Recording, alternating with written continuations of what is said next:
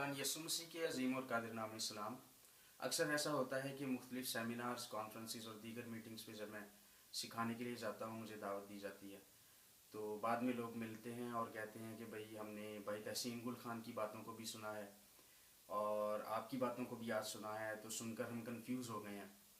इसलिए क्योंकि वो कोई और बात कर रहे हैं और आप कोई और बात कर रहे हैं, तो हमें समझ में नहीं आता कि किसकी बातें जो हैं बाइबल से मुताबिकत रखती हैं और किसकी बातें जो हैं बाइबल के ख़िलाफ़ जाती हैं।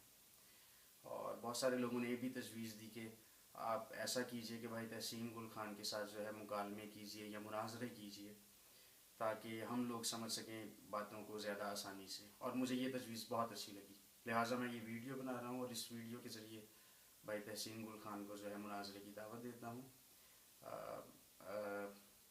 मैं आपसे मुनाजरा करना चाहता हूँ और अगर आप भी इस बात के लिए रजामंद हैं तो ज़रूर बताइएगा। यूके में ही कुछ दोस्त हैं, कुछ भाई हैं जो, अगर आप तो रजामंदी आपकी होती है इसमें, अगर आप एग्री करते हैं डिबेट्स करने के लिए, तो वो आपसे खुद रब्ता करेंगे और टॉपिक्स पे और दीगर जो बातें हैं इससे मुतल्लिक़ उन पे आपसे गुफ्तगू कर लेंगे वो। और जहाँ पे मुझे ज़रूरत पड़ी मैं बराह रास्त भी आपसे रब्ता कर लूँगा।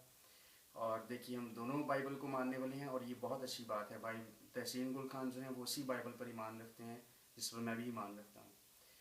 तो अगर से बहुत सारी बातों पर हम इत्तफाक भी करते होंगे, लेकिन कुछ बातें ऐसी हैं जिन पर हम मुत्तफिक नहीं हैं। तो ये बहुत अच्छा होगा कि हम उनको ज़ेर बहस लाएँ मुनाजरों के ज़रिए।